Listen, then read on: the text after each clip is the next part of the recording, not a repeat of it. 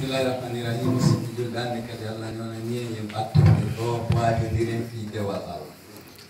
Bismillahirrahmanirrahim. Wajib alaina ta'alluma litaqarrub ilayhi wa huwa awwal wahyi ila Rasul sallallahu alaihi wasallam yani iqra. De fuɗɗorde inde o lanɗo bacco wajibinɗo e men waɗi obligatoire e men en yen janngu fuu en heɓuno ɓattoremmo ko on yamaru e makko woni wahayu arano mo adi jibbinde Muhammad sallallahu alaihi wasallam ko woni o iqra janngu o inaali utlu bil kanza ɗaɓɓu ngalu o inaali tara as ɗaɓɓu laamu o ini iqra janngu le verbe est conjugué à l'impératif ko yamaruye o daalani Muhammad sallallahu alaihi wasallam tentinon ene si Muhammad yamirama o jeejaaka tentinon ene iqra jang. Le verbe est conjugué à l'impératif fahuwa fi'lu amri ko yamaruye. Au nom de Dieu qui nous impose le savoir pour mieux voir. Le savoir est le premier message adressé au prophète sallallahu alayhi wa sallam, c'est-à-dire li ayuha muslimu ko ayo julɗo ilam andu anna al-islama wal ilma wajha falasin la yashittani andude gandal e dewal ko jeece ɗiɗi tamma siɗa mari 50 francs jandi maɗa mari 1000 francs won koya andu ɓayɗen jeece ɗiɗi ɗo wata sedda wata sendude oɗa ka foto woniri ɗo e ɓawoto andu kadi diina kam wawata seedude e gandal ngal ɗin ɗo wawata sendodirde. Toi musulman, sache que l'islam et le savoir sont deux faces d'une même pièce, donc inséparables. Wolute farala e mufakamma dala sallallahu alayhi wa sallam nelaɗo maki e wakkilo heɓa ko goɗɗo jaftatama hay okkuɗoma o wawata heddude ɗum ko ngalu tum o maki al ilmu kanzun la yakhafu lissa wo gandal ko ngalu ngu hulata ngujjo. Le savoir est un trésor indérobable car nanfolo le di ate silan na sunyalima ahula yaɓe wujji piji ɗi fof ɓe wujji magasin ɓe naɓi coñcani fof ɓe naɓoranno hay gandal ngal diplôme ji ɗi kadi waynaɓe kono gandal ngal ɓeyata naɓude hay karama ko ma wawata hettude ko ya andu ko soobe on no ɗum ɗo sifa mo ala ɓay ko ɗum ada yamirede Muhammad sallallahu alayhi wa sallam. Ikhwani kono musidɓe am faalamu ande أن الجهال موتى قبل موتهم والعالمون وإن ماتوا فأحياهم بين يندي داينير كوين أندو وندي ماجو بدو بأندانو ريبير الله ببنكو مايدي أدو بمايدي جانغو ببنو هايسي بمايدي بهوري تحت سراك لين بولاري الله.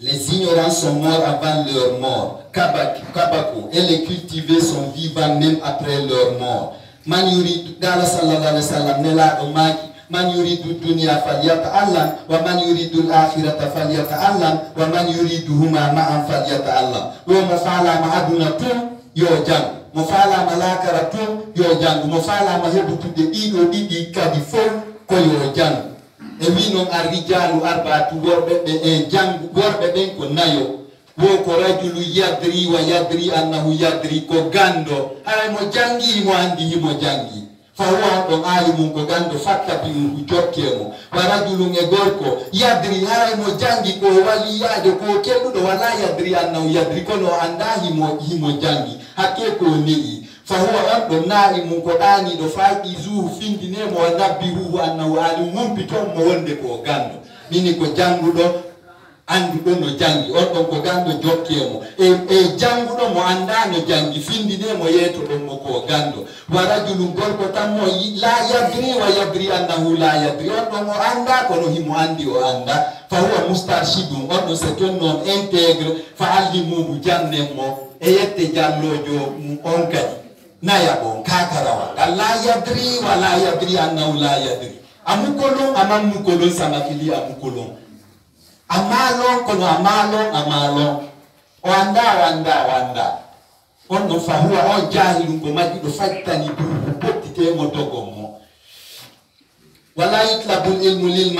mati dunyawiyati man nela ɗon no ɓay makani e nel Allah biyamirimo ye en jangu ko en andu kadi gandal ɗaɓɓirɗake fi titre aduna heɓugol madamuga oustaz amit ɓe senike ɓe sentike kamɓe tum heɗa habba kamɓe makaɗa ɓeɗen tori on du'a na ɗum jangide nde ko fiya raɗo cheytane jangirta wa man talabahu laha hutma yawm al-qiyamati Muhammad maki kala jangudo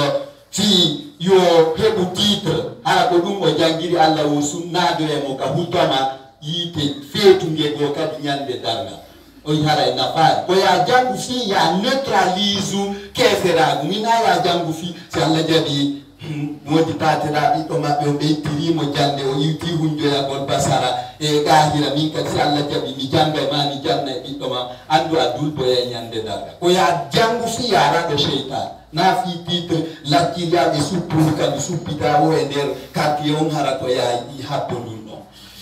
On ne doit chercher le savoir pour un titre. Celui qui le cherche pour cette cause sera logé au Hutama le jour de la rétribution finale. Ala kawon tanganama. Man talaba ilma lil ma'adi faza bi fadli rashadi fal khasiruna talibuhu linaili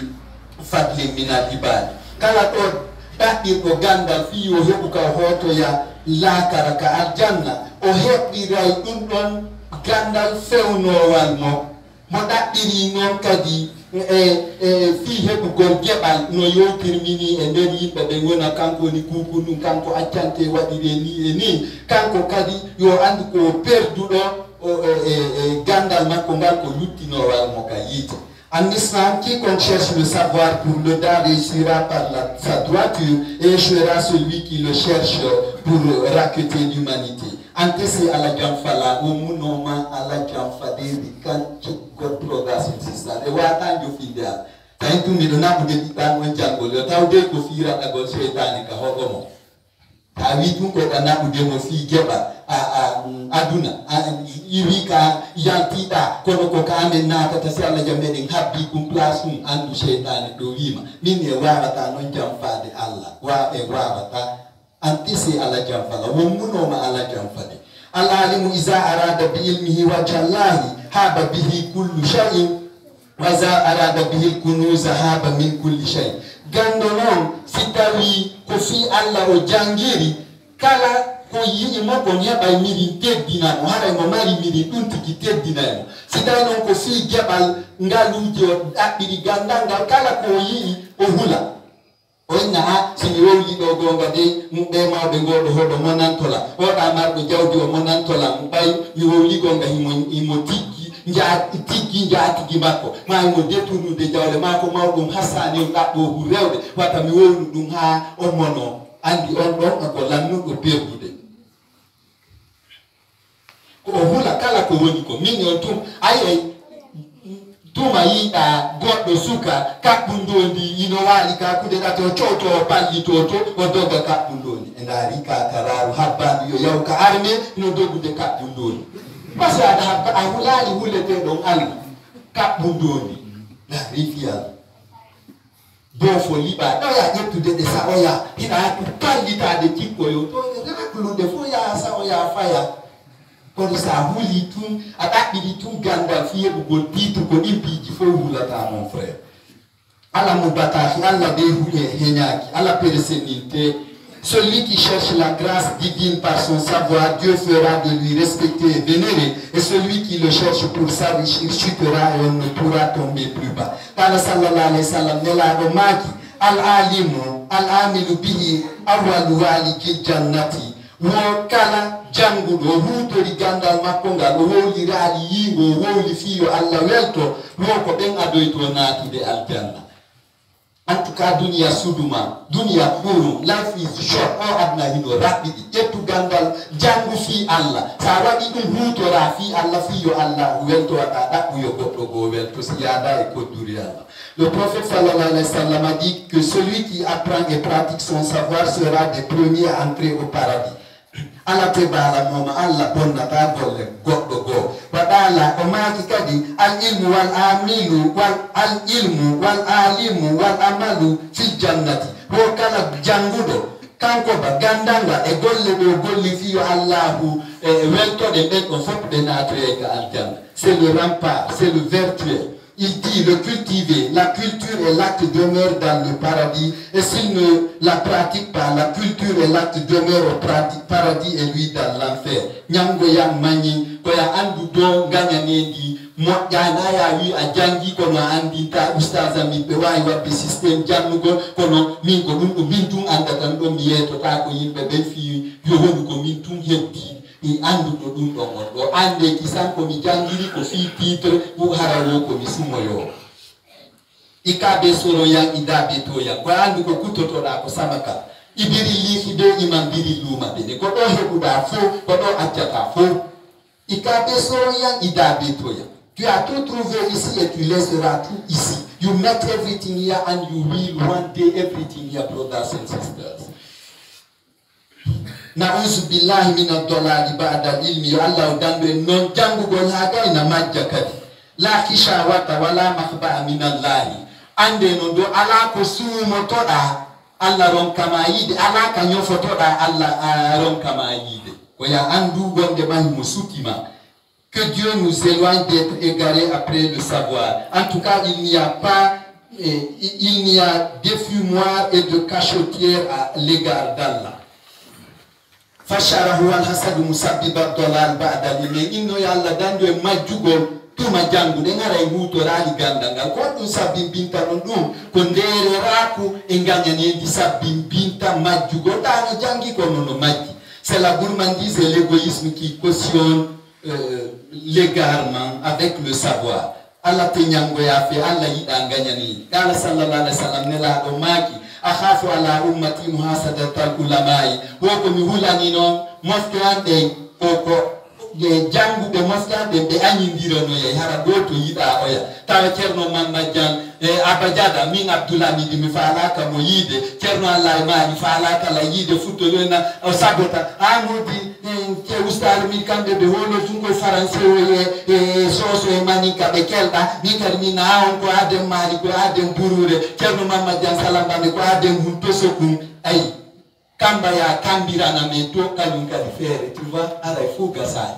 woko dungo hula ni parce que kala joku no mo frappa yon tigi onata mo kay yiti. Le prophète sallallahu alayhi wa sallam a dit: je crains pour mon peuple de par l'égoïsme de leurs érudits. Jolla khayraji ala le polo andu moƴƴere banu adama nden ko e bawgal Allah woni a wawata e change de culture Allah mara giri mu kanama culture Allah bonata a mu fi goddo no jangi perto mo jokka culture ma anida e bonki ki wada wadde hore ko janguda to وقال محمد ماكي العلماء ورثة الأنبياء ما لم يتسيسوا أو يتحاسدوا ko janguɓe ɓe rondata annabaɓe ɓe tanke menen janguɓe ɓe men naataali e politique ma ɗin añindirani asi ɓe naati e politique tum ɓe wolotako mo RPG ari men na bravo ko RPG woni parti o FDG ara men na vraiment sellu hey ñari arabe me yintaɗa PDS ma ɓeeɗa arɗo wo hara ko ɗum sa naati e politique ko a gando tum hara ya wolataɗo nga boni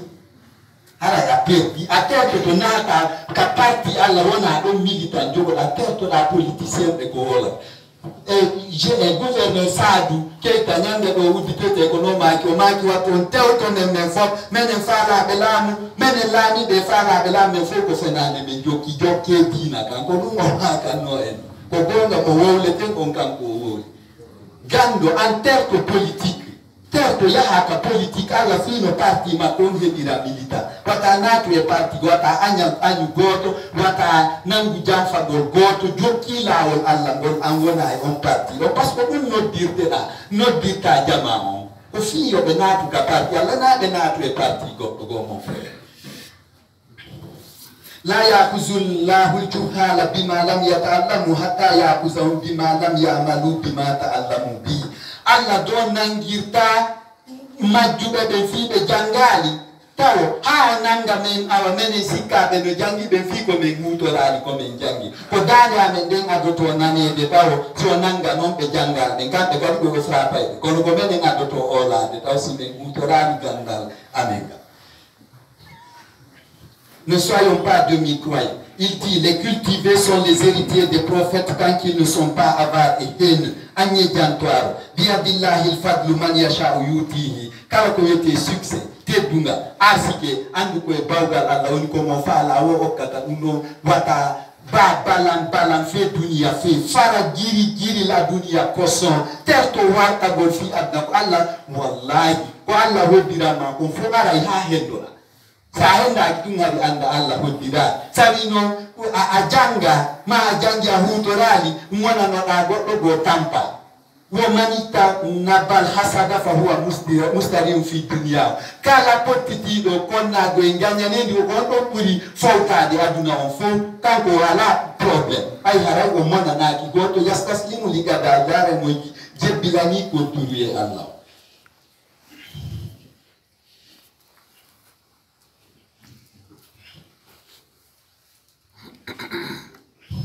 ko yen andu wonde ma e wi ko duri mara giri mukana ma ko duri Allah on bonata biyaye Allah le bolo nan folo ye Allah le bolo jawdi ngal fo ko e bawgal Allah woni awa ta kutade itta goddo beni no kadi iza tala at shamsu la tasturwa kafu wosi tay tunge nange pagiti ke neore wa tangi suru simini ko mi contre terno mamma jan salambande e non Allah yaltini nange makonge ngandi mi tampi wo a hand can't cover a shiny sword. Nange jalbo winge neore wa tangi subi. Otigi yo yondi no ko duruye Allah. Beni ni tele bora bolo tewo donna senange mfudi jungo wa tasu mude no ngatampa yo. No do ko mene woni wa do ndi de mene jangu be faali biraka. Shurutu wujudi ilmi hiya ko sa ganda ko force de hebenga. Kono singal mari certifié bugonga les conditions pour avoir le savoir est alhaba wat ko ya woni njofojo kakara mokoma wal juhud wakiloda watawadu neoda ko din don walla tama heba gandanga c'est la naïveté le courage et la docilité al ilmu la yujadu bil maharati wal kasali wat takabbur gandal heborta de kala bante yaga kanyuma engamelo kanyum e mawnin pinare la ya nasib hina loterino wiyo mi hotto tum mi hebo ya joni no gasa do dolle a to ay salama on janga tampa ne o da oftan no da karamo ko ma da barki parce que sa hebi ganda kan galala barki nyande ko ben hari mo mojinde fobie e mo mbili beba e mo mojina ni bengo da ta nyande ko kaskadiya sa da bali barki ganda gangal so ete ha sankiri musoma dunia nyere ilima pai tunganda ko dunna batama ka janna awa ta yettide on samakala ko be sorta so be janna le savoir ne s'acquiert pas par malicité paresse et orgueil wa man yakhruju min baiti muhajiran ila Allah wa rasuli summa yudrikul maut faqad waqa ajruhu ala Allah wo kala non yaltudo takugol ganda himo yawde bakara mo ko makmas ko hakunde tande madum himo yahude hajju ma himo yahude fi doko dewal Allah ngal o ma yori e nder kondom yo andu ara Allah charge ke naadugol mo aljanna way andu wonde mas samakala ala e gandanga wal alimu man istafada bi ilmi khayri ko wiite non mawni tinare hebata gandal parce que ko woni gando ko nafitor do gandal goddo gongal ka na yawi ko anduda ko tumi eta ke la yahaka karijo jangugol haray titran on jippike e yo jaka ustaz ami no wodi ka fi noyo haray donc on andi ko titre mi woni jangide nda on ko sunno yo wala ko mi gero mi tuda wona des affluents ko hibata ka baharu ko mi tuda na dum don kadi inani yondi no ko mi mari ko dum don kadi ko matière qui a les body. It's a smartness, brothers and sisters. Le vrai cultivé, c'est celui qui profite du savoir d'autrui. Wa ila jangu bebe wi istas ilwa bia watalla woya tuka wabi e nyore goddo jangi buiba ko seda o jangi ba landomo sa foti e pay kunni landomo e galalo janga nado sey anko ko ya ay noda soro mai karama ko ma ko ya jangu ma kan ko ya na re andi ate dike arale ko austa do fetu kono andi jaki gadi ya na re no wiye kono sali ko apuku ya na haja kay gandal goddo akeldi alani keldo a perdi.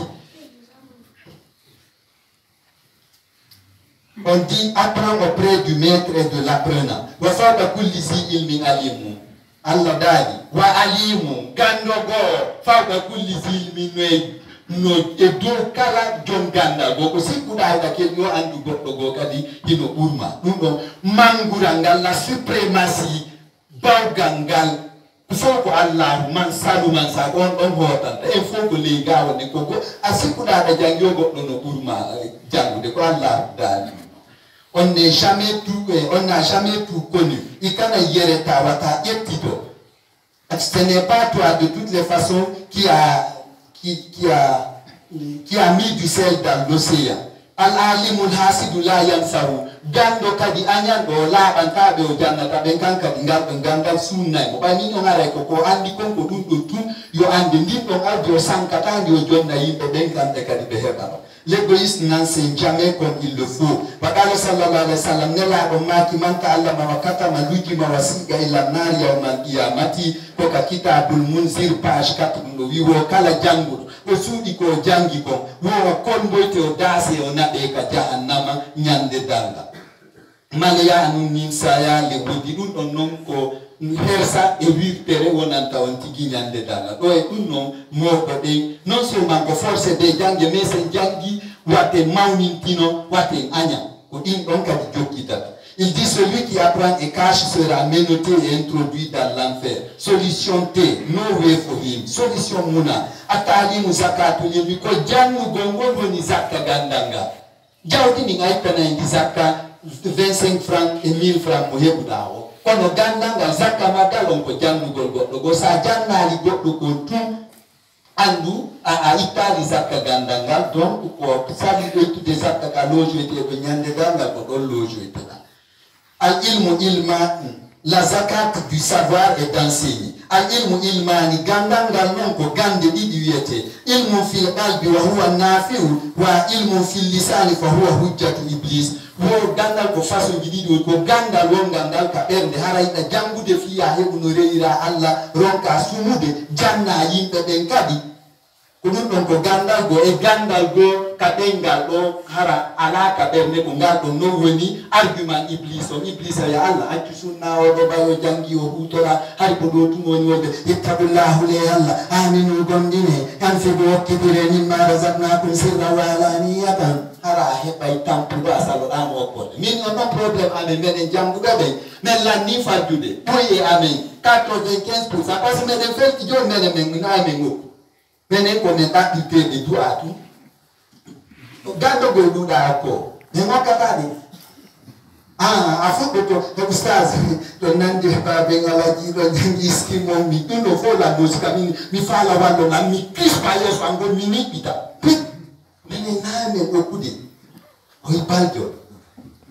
nenga katadi menen ko habi be do atu minyo saya habi me yida me mina ji fo hariosa na be ngal ka mondo to ra gondo amina kono ardura wonna mi seppu ina non kono arduga faso no arduga en wadi lo se amina dako bilak parapana di rafal parapapa vitali no woni adra faso ni do sakira fondo ustaz uspada kilomina wala dumano qu'est-ce que cela veut dire wala dumano. Le savoir est divisé en deux, le savoir au cœur qui profite et le savoir aux lèvres qui est pour raqueter. Antesi ala jamfalade. Tulikna lina abudallaha. Eko tagira enko fiye reu Allah. Wa shurutul ibadati sarti ginono wo direu gola la na ya witu ida juloide. Ay seitani henki tay jalatu mo yimo anda tusino so tiso bereu gol. O henki tay o malaka ya boni seitani jahalla no ko sikki mo tangi so be ko tay go menen subide. O anda no longa lotote. O anda fara idu salati farillaji julde sunnaji longa sunnaji saliji bayle ido fo no wodi tawa anda mo puppa setani henkita gere no ata setani jalo mes frères fi alla jangenye ben no rewire ngal do ene de gasata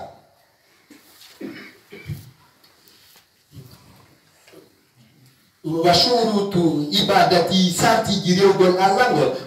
marifatu ma ahabba wa amara ko en andu ko Allah yidi o yamiri ko wa ma kari wa zajara e ko anyi o wiki ko wal adabu la yujadu bitta laslusi ko en andu do ganda he o ta espionnage ya espionnage pana ne joni yimbe be jetta ya kaset yandi be robotiza échange hito hay bitama goɗɗo yimɓe ɗiɗo no piirude ɓe andani yewti on tigi wo ko oustage alpha teli mi lekolo ko hutba mo mo ƴetti o robotise hito ngo oya nan ɓonni ko oustage amen ni on nangi o moɓe haɓude ka piɗaji ɗin pompete ɗon ka julirde ɗa mi yewti ɗon min mi terto wo kaset naɓal ukka ɗa ɗoni ka kon an ko no terto moya espionnage jannata mon frère asa wiyama ya waɗo kon ko oustage ami duwaɗi ɗon a wawata fiɗa robotise hito makko ngon change gaynata kala bandeyagal gaynata. Allah nous créa pour l'adorer et l'adorer à ses conditions. Il s'agit de savoir ce qu'il aime, injonction, et ce qu'il proscrit et fustige. Ni malong a manininka sa anda to land. If you don't know, ask brothers and sisters. Le savoir ne s'acquiert pas par espionnage. Naumul alim asar indallahi min ibadati jai Muhammadu maki woko ko gando tani ko urani Allah e diko majjudo manda fusi wala tarengol Allah ko wi wala tay wi be no julu de no jang Allah nema ka on parce que da andi si tewdi heddani kema ka mbaaw pelleti a hettay haja dum do a hettay don ko bay haaju ma mun dina kan a haja tay mun ko dum hadi janga gasakadi watane yila de inaso wala sabiru antu wadu wujwa kungi balal mashriqi wal ma fitun do julde fana yalan sarabe wo sen do tay o dadi dunde condition ji no ton anda no rewiramo illa na arifullaha kayfa na'budu kon no rewite Allah sen anda ko be ande modi huna horu go wirdo tum ko dewa labangal moddu dum yettude Allah ko no walla dum tun sen do tay ya ko kanko dadi watane yila gere patto de jangu be sai awata wonde wa ustaz kambaya dako kono ida wawi e hedita de jangu be tefa de lando be anga de heba no fekkinira ay naka ko ya jogo diplôme ci université kono geru anda no redira Allah watata wo mema no dum are da darona Abdulhamid al-Imam Abdulhamid al-Aba miara wenna kaina ibadatuka honto dewal mangal woni minna ataitu haiya kami jonne nonga wenna ma akhadtu mi jettan laysat sahiyatan haringa laba la dévotion ta dévotion n'était pas pure oui haray gasani haray la wiki ala siki danangi sobe wa yasibuna annahum ala shay'in wa hum laysu ala shay oti sika no rewde Allah harare wali Allah jabata de chomo jama buya men non kan ko yata golo mo sa ni dike tu rew balla la la non vraiment ella la non ko sa ne di mo 50,000 francs andi dum ko menen ustazo hasane we ko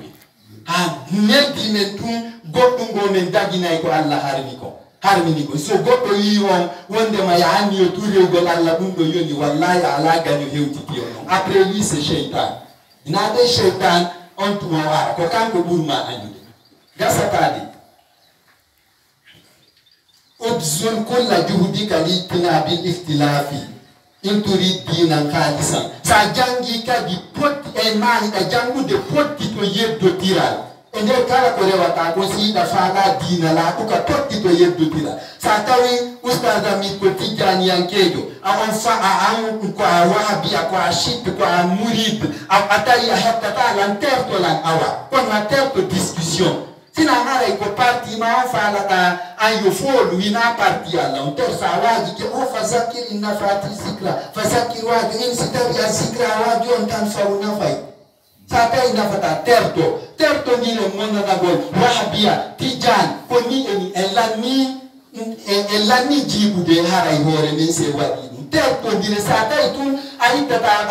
ka woni do awoni ka ba do haray ani dirani Allah dali wa tasimu billahi jamia accrochez-vous à la religion d'Allah wala tafarraqu ne vous divisez pas ne vous dispersez pas oni wala ne pas quand nous hikitendo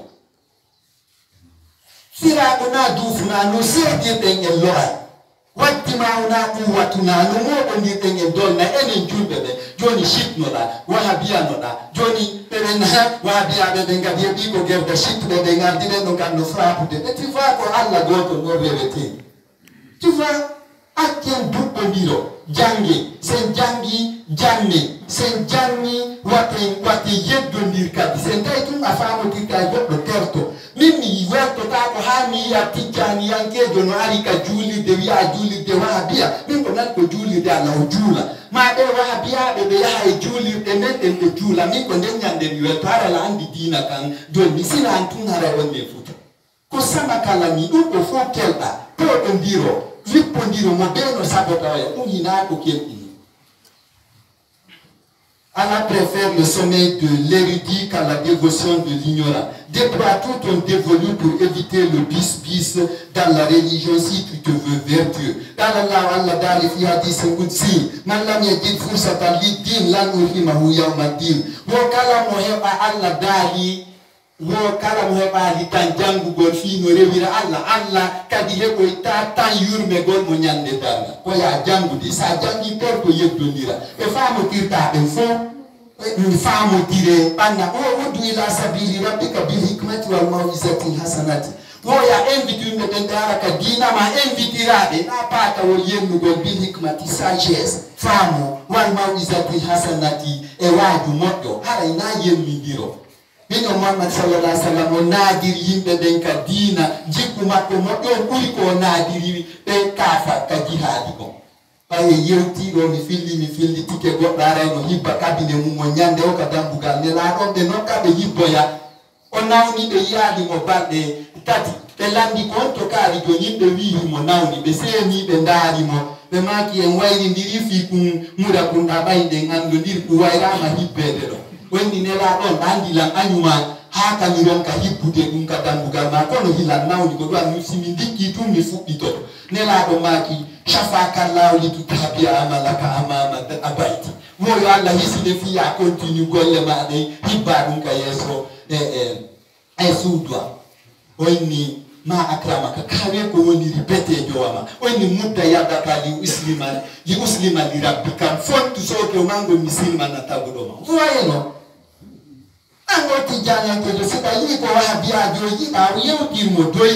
wahabiyajo kadi sino yiɗi ko yi ko a yiɗa o yewtirama doy ko ɗum kono ko surtout noon ko ɓen ahli sunna kamɓe kadi ɓe hunƴani en trop komo jokka tout lawol maɓɓe ngol ko suumo yowo c'est ça kono woni probléme on ɓe yawiti kala mo jokka façon mo ɓe jokki on ɗon ko suunomo yo mino miminani goɗɗo mairie la udditi ɗon a librairie ahli sunnajo awa ɓay kono ɓeyta goɗɗo feƴƴi ɗon tum ino waɗi rastaji tum woni e ndiɗo hino moƴƴani jahannama o ɗo ɗo yeyaɓe fof ko yimɓe sumoɓe tanke noon ɗa yiɗi yo goɗɗo sumo a sumoye Allah wo naadi aljanna o yiɗuɓe taw kala tagi fo Allah ngol ko naatoɓe aljanna tu vois kamɓe kadi ko ɗon hiɗon gaagoy onon ahli sunna en ɗum hunƴani men trop kono men sumutu menen komin halkini menen fayi c'est malheureux yiɗon falji buy onon kadi menen kadi koye neɗen mari défaut ji kono yiɗon falji buy par ce que ɗon hunƴani men menen fof men sumoyay onon wiiɗo e o yelanto men naatugol yiide Allah dit celui qui n'a pas le temps d'apprendre la théologie je ne lui accorderai pas mon paradis le jour de la